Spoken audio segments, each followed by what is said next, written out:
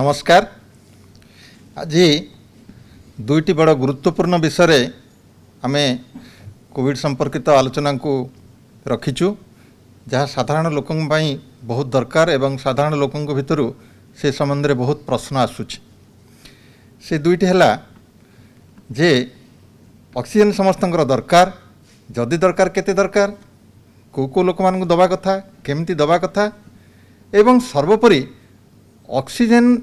व्यवहार न करी साधारण उपाय रे आमे आम निज चेष्टार आमर शरीरर आवश्यक ऑक्सीजन पाई परिबा कि ए सब विषय आमे आज आलोचना करबा। आ गोटे आलोचना आमे द्वितीय भाग रखीचु जो थे जे विभिन्न प्रकार कोविड रोगींकर आमे केमती श्रेणीमुक्त करबा, कहार स्वल्प लक्षण अच्छी, कहार मध्यम लक्षण अच्छी, कहार अति बेसी लक्षण अच्छी, ए अवसर डाक्तर मान तो जानते किंतु साधारण लोक मैंने केमती तांको स्तर रे ये तीन प्रकार विवाहीकरण करें कौ समय डाक्तरखाना जावा दरकार। एमती देखा जे किसी स्वल्प लक्षण लोक जाकर अजथा डाक्तरखाना भिड़ जमुंट, किसी क्षेत्र में एक देखा जे जार जो समय डाक्तरखाना जावा कथा से समय न जाकर टे डेरी हो जाऊँगी जहाँफल तार अवस्था आउ टे जटिल हो पड़ुची। तेणु ये सब विषय लोक मानक ये दुईटी गुरुत्वपूर्ण विषय आज सूचना देवाई आम ये उपस्थित अच्छु। प्रथम भाग आलोचना चक्र में मो सहित उपस्थित अच्छा डाक्तर क्षीरोद कुमार राउत जी कि आमर WHO रे विश्व स्वास्थ्य संगठन ने बहुत दिन धरी काम करिवार तांकर अभिज्ञता रही। ओडिशा राज्य सरकार के अधीन से जेंडर डायरेक्टर पदवी रहीकि बहुत गुरुत्वपूर्ण काम करते। सबुठ बड़ कथा हूँ बर्तमान Asian institute of public health Bhubaneswar सी डायरेक्टर कम रजिस्ट्रार अच्छा गोटे गुरुत्वपूर्ण पदवी रे जी जड़े छाती रोग विशेषज्ञ ता सहित जनस्वास्थ्य गभीर ज्ञान रही। ये दुईटा जाक जो मिश्रण होती तेणु आम बहुत सुंदर जिनस आशा करवा। बर्तमान आम जी आलोचना चक्र को मु स्वागत करुच्ची डॉक्टर के राउत को। सर नमस्कार। नमस्कार सर। आपण प्रथम प्रश्न आज रोचे जे आजिकल कोविड रोगी ऑक्सीजन अभाव कथा बहुत चर्चा हो, किंतु गला वर्ष आम एमती देखी नथिले। ए वर्ष कौन प्रकृत में ऑक्सीजन आवश्यकता बेसी बढ़ी जाइए ना आउ किसी घटना घटी ए बाबद टिके आमर लोक मान सन्देह दूर करेंगे? ना ये जो सेकेंड वेव आसे आम जो डबल म्यूटेंट ट्रिपल म्यूटेंट और भिन्न भिन्न टाइप स्ट्रेन वायरस हिसाब रे ये आसी ये जल्दी रेप्लिकेट करुच्ची, जल्दी म्यूटेट करुच्ची, जल्दी मल्टीप्लाई करुच्ची एंड जल्दी इन्फेक्ट करुच्ची। यही केते गुडे कारण से जितेबाला आसिक आमर नाकवाटे दे तंटी बाट दे छाती की जाऊँगी से आक्रमण भी तार जल्दी जाऊँगी कहीं आम बॉडी रे जो डिफेन्स थिला वैक्सीन नहीं कि हो रोग नहीं कि हो किंबा आम जहाँ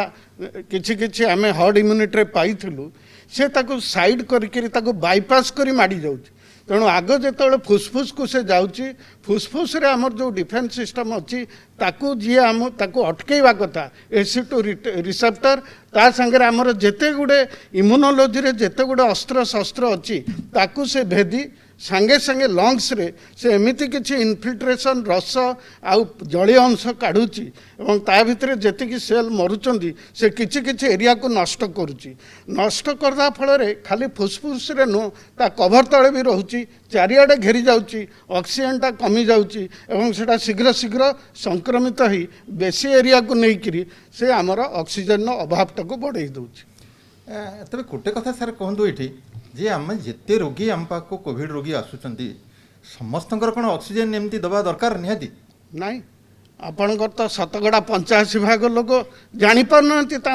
देहरे रोग केतल आसी चलीगला से जो 15% लोक रोचंती ता देहरे भी एमती 10% लोक अच्छा सामान्य ज्वर टिके काश दरकार पड़ूनी बॉडी रे इम्यूनिटी ताको अटकई पारुची एवं सेठी दरकार पड़ोनी। जो माने साधारण रु मध्यम धरण को गले सेठी भी दरकार पड़ न पारे किंतु मध्यम धरण रु जेतेबेले से आउ टिके घनिष्ठ धर को जाउचंती सेही समय सेतिके लोकन को ऑक्सीजन रो अभावता देखा दउची। अच्छा आजिकल आउ गोटे कथा सर चर्चा भारी जोर चलती ऑक्सीजन सैचुरेशन समस्त मापुंट गोटे गोटे पल्स ऑक्सीमीटर किणिक पाखे रखुंट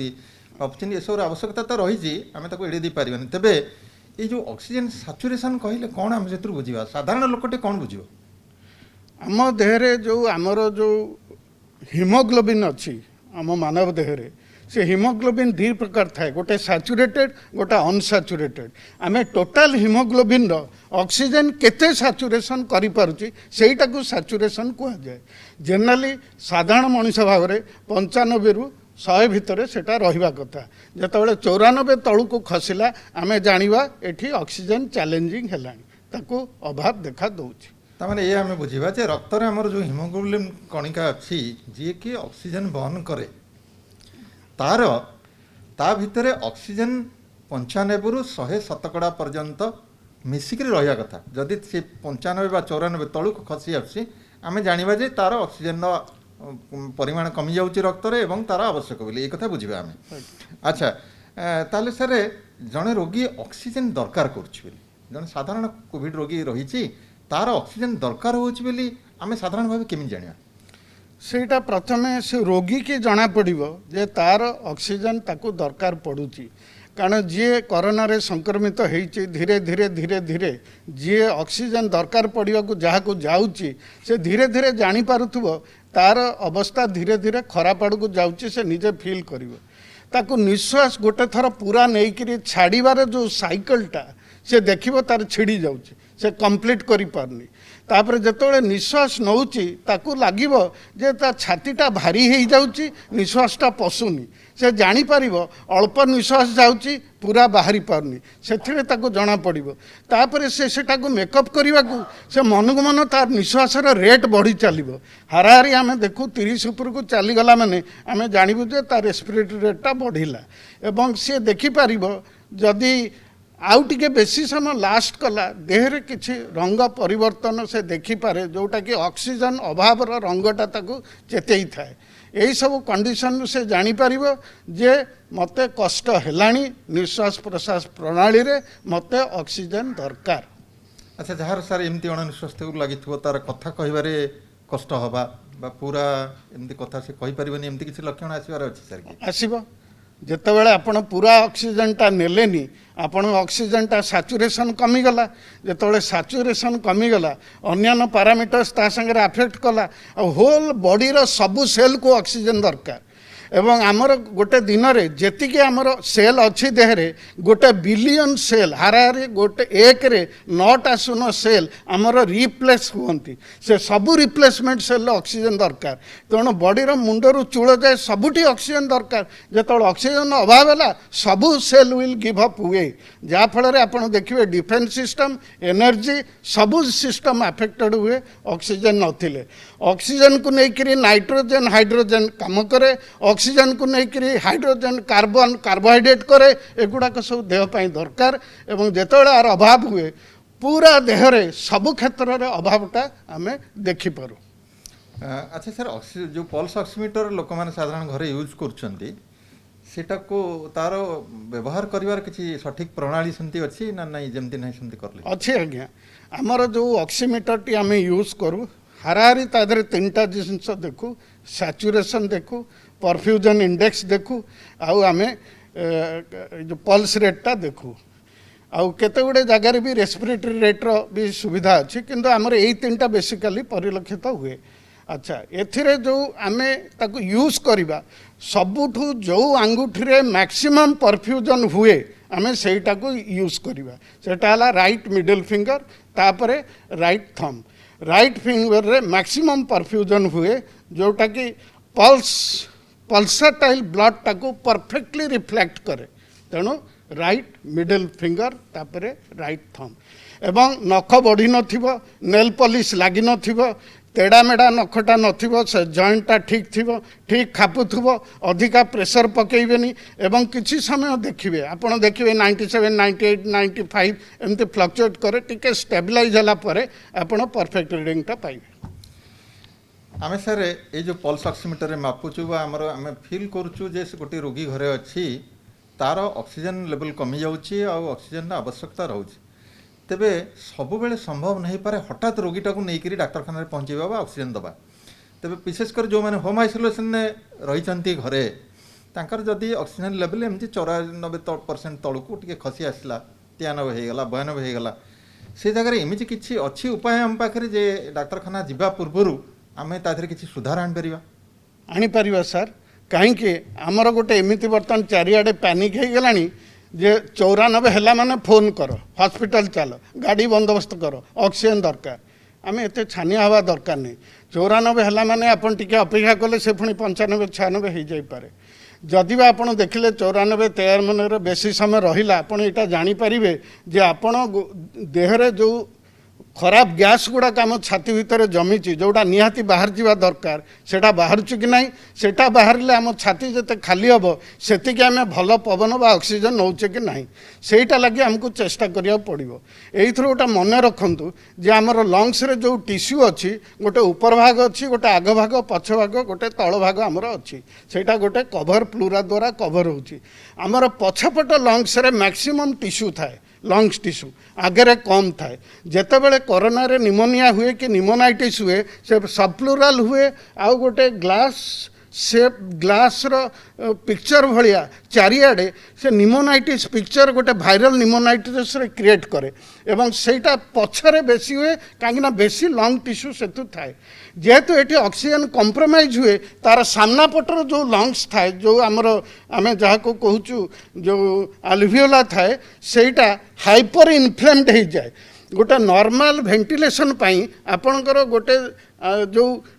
लंग्सटा टिके खोलिबो बंद हबो जो एरियोलाटा खोले बंद हुए सेटा आटेलेक्टासिस होकर क्लोज हो जाए जेतेबेले सेटा हाइपर इनफ्लेम्ड हुए से इलास्टिसिटीटा लूज हुए तेणु सेठी भी ऑक्सीजन भल एक्सचेंज हुए नहीं सेठी हाइपोक्सिया हुए इआड़े लंग टिश्यू जो पोस्टेरियरली थाए सेठी जेतेबेले निमोनिया बहुत हो जाए सेठी भी हाइपोक्सिया हुए 94 तलू खसी जाए तेणु आमको कौन करिया कहब आग आग जोटा हाइपर इनफ्लेम्ड अच्छी सी केमती स्क्वीज हम जोटारे आमर लंग टिश्यू जमी जाइए कौन जमे जलीय अंश रस एवं किछि तार डेड सेल जोटी सेठी से सब मेल्ट होकर फाइब्रोस होकर फाइब्रिन होकर फाइब्रोसिस होकर निमोनाइटिस हुए एगुड़ाक केमिति लंग्स रो बाहर अच्छी प्रोनिंग आमको कहब जे एगुड़ा केमिति काढ़ा भल पवन नवा माने भल ऑक्सीजन नवा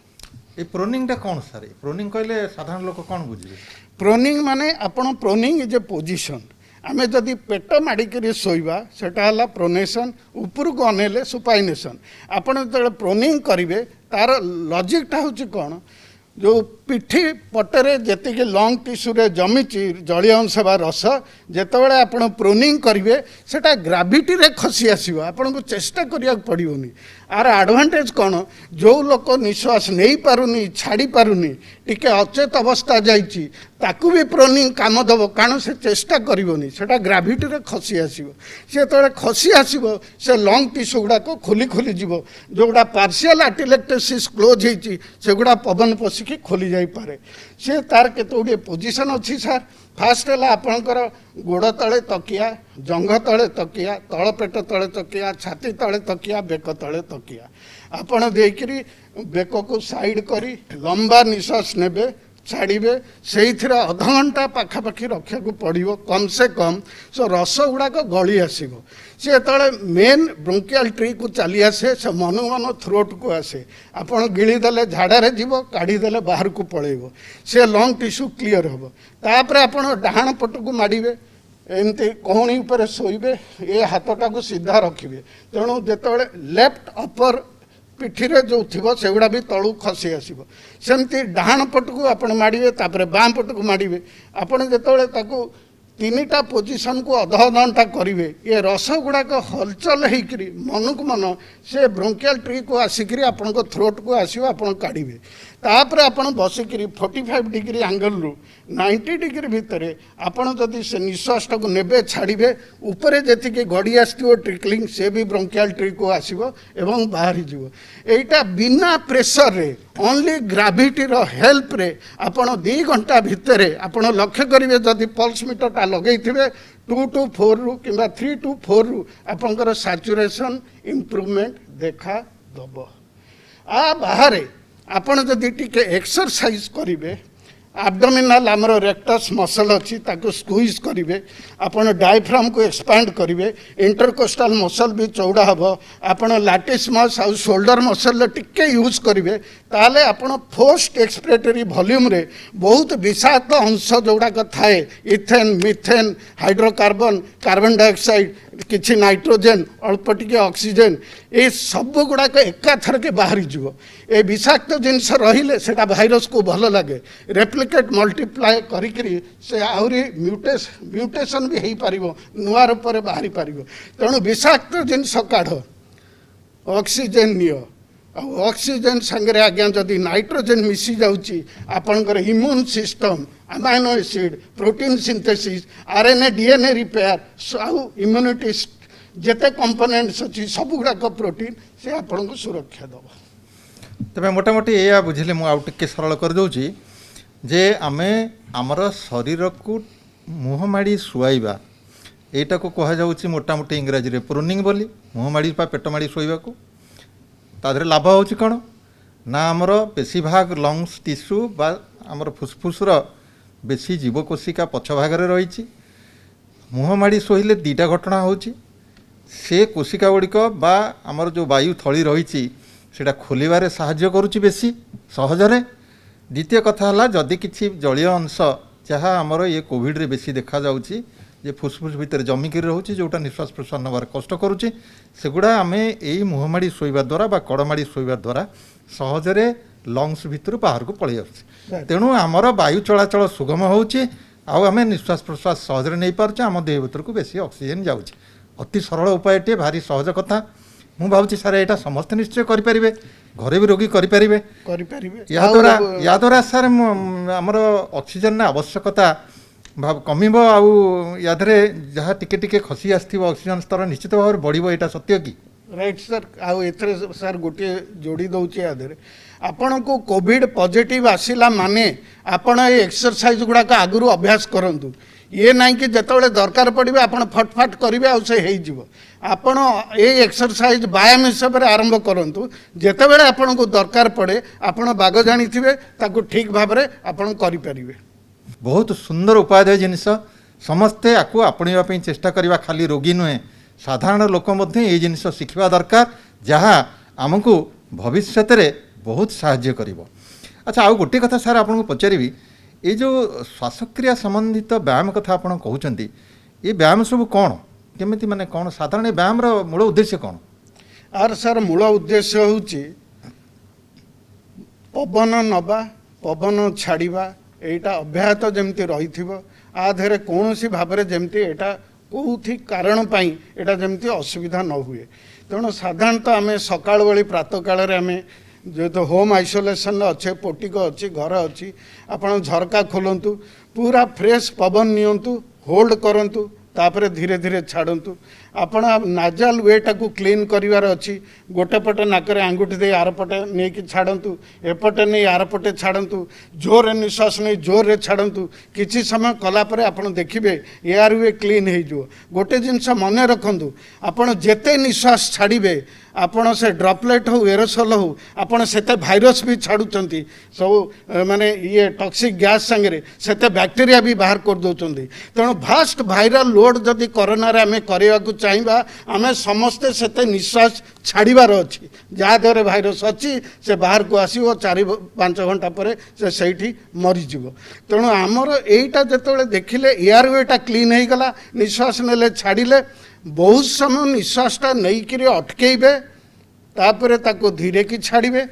तापरे तमर आ गोटे अच्छी फास्ट सेकेंड रे जोर रे छाड़ी तापरे टिके कुंथई कि छाड़िबे कहीं ना रेसिडुअल एयर जदि रहिला पवन आसी पारिबनी सेते रेसिडुअल एयरटा क्लीन कले आपणकर जो इंस्पेक्टरी भाइटल कैपेसिटीटा फुल नेबे फुल ऑक्सीजन आसिले बॉडी सुस्थ रहइबो एटा आपणकर मेन उद्देश्य आपण जो उपाय रे जो एक्सरसाइज आपको करंतु एटा ध्यान रखिबे। बहुत धन्यवाद सर एबे आमे द्वितीय पर्यायर आलोचना चक्र को जिबा जहाँ पुणी गोटे गुरुत्वपूर्ण प्रसंग से आज आमर उपस्थित अच्छा श्री रामचंद्र भंज मेडिकल कॉलेज भेषज विभाग मुख्य आपणकर परिचित professor Jayant Kumar Panda medicine department heads of department तांको पचारि बुझा जे ये जो रोगी मैंने सब आसुँच कथा होची आमे जानिबा दरकार कहार स्वल्प लक्षण होची कहार मध्यम लक्षण प्रकाश पाइलानी ये सब जिनस साधारण जनता जानिबा दरकार आमे केतेबेले डाक्तरखाना जीवाक पड़िबो आउ केते समय पर्यंत आमे घरे रही चिकित्सा हो पारिबा मु सेही प्रसंग रे आज प्रोफेसर पंडा को पचारि प्रथम प्रश्न सारे कौन कौन आमे लक्षण रु जानि परिबा जे जणे लोकर स्वल्प लक्षण बा से माइल्ड केस होकर अच्छी बा से मॉडरेट केस को गलानी बा मध्यम लक्षण युक्त हो गलानी कि सीरीयस है ये जो तीन प्रकार विवाहीकरण आमर अच्छी आम सेटा को साधारण लोक केमिति जानीपारे ये जो महामारी कोविड-19 लक्षण को तीन भाग में विभक्त करा जाइछि कहीं ना चिकित्सा से अवस्था अनुजाई करा जाई थाए। प्रथम अवस्था हला सामान्य, द्वितीय अवस्था हला मध्यम, तृतीय अवस्था हला गुरुतर। जेतेबेले रोगींकर लक्षण प्रकाश पाए बा रोगी अन्य जड़े रोगी संस्पर्श रे आसी थांती सी लक्षण गुड़ाक हला साधारणतः आमर नाक बंद हवा, छिंक हवा, गला रे बथा हवा बा देह हाथ गोड़ बिंधा हवा, सामान्य ज्वर हवा। ये जो लक्षण साधारणतः आमर निश्वास प्रश्वास सिस्टम जोटा नाक और छाती एथिरु आरंभ होता है। तो जितेबाला यही लक्षण थाए किंतु रोगीर छाती बथा न थाए बा रोगी धई सई न थाए और ऑक्सीजन सैचुरेशन शतकड़ा 95 उपरे थाए बा रक्त रे ऑक्सीजन परिमाण यथेष्ट थाए ताकू आमे सामान्य रोग कही थाउ। यही अवस्था रे लोकों को घरे रही होम आइसोलेशन रे चिकित्सा हवा पई कुहा जाय थाए। द्वितीय पर्याय रे जेतेबेले रोगींकर किछि लक्षण देखा दिए जहा कि छाती बथा हवा बा धई सई हवा सेतेबेले दुईटी जिनस रे स्थिर करा जाए रोगी घरे रहिबे बा डाक्तरखाना को जिबे। प्रथमतः हला आमर निश्वास प्रश्वास नंबर बा संख्या जहा कि 24 रु ऊपर हेले आमे रोगी को कहू जे आपण डाक्तरखाना रही जावा भल हम आउ जो ऑक्सीजन सैचुरेशन बा रक्त रे अम्लजान रो परिमाण जदि 92% रु कम रहे ताहले से माने डाक्तरखाना रही जावा भल हम। तो जेतेबेले एई सैचुरेशन कमी कमी आसे आमे सतर्क हो जावा दरकार। 24 उपरे जदि आमर निश्वास प्रश्वास चले आउ ऑक्सीजन परसेंटेज जदि 92 रु कमी जाए आमे मॉडरेट डिजीज रे गणा हवा बा मध्यम रोग रे गणा हवा और आमे डाक्तरखाना रे रही जावा उचित हबो। एई डाक्तरखाना रे थिला बेले तांको देखा दिए जेतेबेले तांकर निश्वास प्रश्वास परिमाण चिकित्सा सत्वे बढ़िबार लगे और 30 रु ऊपर जाए और ऑक्सीजन सैचुरेशन 90% तलकू आसे बा 90% तलकू आसे तांको आमे गुरुतर रोगी कही थाउ और तांको हमर आईसीयू एनआईवी बा वेंटिलेटर रो आवश्यकता होता है जो मानकू आमे एचडीयू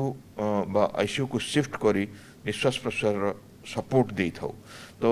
मध्यम और गुरुतर रोगींकर दायित्व डाक्तर मानकर किंतु सामान्य लक्षण थिले बा लक्षणहीन थिले से माने घरे रहिबे और तांकर चिकित्सा दायित्व घर लोकंकर और से रोगींकर दुई जनकर दायित्व आउ रैपिड रेस्पॉन्स टीम म्युनिसिपालिटी रो और आपणकर डाक्तर जो संस्पर्श रे आपण अछंती बा कांटेक्ट रे अछंती तांका सह जोगाजोग करी से मानक चिकित्सा करा जाय थाए। सर ये गोटे आउ टिके संदेह दूर करने मुझे चाहिए लोकंर जे ये आम जो मध्यम कथा कौचे और साधारण लोकटे केवल तार निश्वास प्रश्वास बेग को से गणना करें आपन जो कहले जे मध्यम स्तर को गला बेलू 24 प्रति मिनिट रे 24 थर से अधिका जदि निश्वास नाला तामे आमे संदेह करवा जे से मध्यम अवस्था को जाउची आ डाक्टर सहित परामर्श करवा। जेतेबेले गुरुतर अवस्था रे थिबो तार निश्वास प्रश्वास बेग सेतेबेले 30 थर रु अधिक हबो बोली हमर कहउथिले पूर्ववर्ती वक्ता। एई जो 30 थर रु अधिक हैला बेलू आपन जहाँ कहले जे शतकड़ा 90 भागरू कम हो जाइथिबो तार ऑक्सीजन सैचुरेशन ये दुईटा भितर संपर्क कौन प्रकृति से सब बेले से संपर्क रखा हुए तो जेते ये दुईटी भितरु जदि जेकोसी प्रथमे देखा दिए धरतु आपन निश्वास प्रश्वास नंबर 30 रु टपी जाए बा ऑक्सीजन सैचुरेशन 90 रु खसी जाए तो से जगार आम गुरुतर रोगीर आख्या दे परिबा। सब बेले दुईटी एकाथरे न होई पारे किंतु ए दुईटी भितरु जेकोसी गोटाए रहिले भी मध्य आमे आख्या दे परिबा। अच्छा ठीक अच्छे। अच्छा बर्तमान आम जा जे चिकित्सा संपर्क कहीं लोक चिकित्सा पाई सबुथिरे व्याकुल विभिन्न प्रकार औषध जाइकरी मन इच्छा बाहर किणिकी बजार खाईदेवाई व्यस्त आमर जेहेतु जदिव आरआरटी रही बा टेलीमेडिसिन माध्यम हो 104 टोल फ्री नंबर माध्यम हो डाक्तर परामर्श पाइबार सुविधा रही तेज कौन कौन प्रकृति जो तीन भाग आप कले से तीन भाग रोगी मानक केमती कौन चिकित्सा प्रकृति ବୈଜ୍ଞାନିକ ପଦ୍ଧତିରେ ଦେବା କଥା ନିୟମ ଅନୁଯାୟୀ ସେ ବିଷୟରେ ଟିକେ ଆମର ଲୋକମାନଙ୍କୁ କହିବା। ପ୍ରଥମ ଅବସ୍ଥା ଯାହା ସାମାନ୍ୟ ଅବସ୍ଥା ତାହା ଘରେ ଚିକିତ୍ସା କରାଯାଇଥାଏ। ଆପଣ ସମସ୍ତେ ଜାଣିଛନ୍ତି ଆମେ ଗୃହ ଏକାନ୍ତବାସରେ ସେଇ ରୋଗୀଙ୍କୁ ରଖିଥାଉ। ତ ଘରେ ଯେଉଁ ସବୁ ସତର୍କତା ଅବଲମ୍ବନ କରିବା କଥା, ଡ୍ରପଲେଟ୍ ଇନଫେକ୍ସନ୍ ପାଇଁ ମାସ୍କ, ଗ୍ଲୋଭ୍ସ, ଆଉ ଯେଉଁମାନେ ଖାଇବାକୁ ଦେବେ କପଡ଼ା ସଫା କରିବେ ସେମାନଙ୍କୁ ଟ୍ରାନ୍ସମିଟ୍ ନ କରିବା ପାଇଁ ତାହା ନିଶ୍ଚିତ ଭାବରେ ପାଳନ କରିବେ। ସେ ତାଙ୍କ ପାଇଁ ନିଜ ଘର ଓ ବାଥରୁମ୍ ସେପାରେଟ୍ ରହିବ ଓ ତା ସହ ଔଷଧ ପାଇଁ ଆମର ବେଶୀ ଔଷଧ ଖାଇବାର କୌଣସି ଆବଶ୍ୟକତା ନାହିଁ। ଆପଣ ଜାଣିଛନ୍ତି ଏହା ଗୋଟେ ଭୂତାଣୁ ଜନିତ ରୋଗ। ତ ସାମାନ୍ୟ ଔଷଧ ଯେଉଁଥିରେ କି ପ୍ରଥମ ଔଷଧ ଆସିବ ପାରାସିଟାମୋଲ୍। ପାରାସିଟାମୋଲ୍ ଆମେ ଏଥିପାଇଁ କହିଥାଉ ଯେ ରୋଗୀଙ୍କର ଗୋଡ଼ ହାତ ବଥା ହୁଏ ଓ ସାମାନ୍ୟ ଜ୍ୱର ଅନେସ୍ପତ 100 ରହିପାରେ। ତ ସେଇ ଜାଗାରେ ପାରାସିଟାମୋଲ୍ ବଟିକା 650 ପାୱାରର ଦିନକୁ 2ଟି 3ଟି ଏପରିକି 4ଟି ମଧ୍ୟ ଖାଇପାରିବେ ଓ ତାପରେ ମଧ୍ୟ ଯଦି ଜ୍ୱର ନ କମେ ଆମେ ନେପ୍ରୋକ୍ସେନ୍ ବଟିକା 250ର ଦିନରେ 2ଟି ସେଥିରେ ମିଶାଇ ପାରିବା। ଦ୍ୱିତୀୟ ଔଷଧ ହିସାବରେ ଆମର ହୋମ୍ ଆଇସୋଲେସନ୍ରେ ହୁଏତ ଆମେ ଆଇଭରମ୍ୟାକ୍ଟିନ୍ର ବ୍ୟବହାର କରିପାରିବା, ଯେଉଁଟାକି 200 ମାଇକ୍ରୋଗ୍ରାମ ଆମର ଓଜନ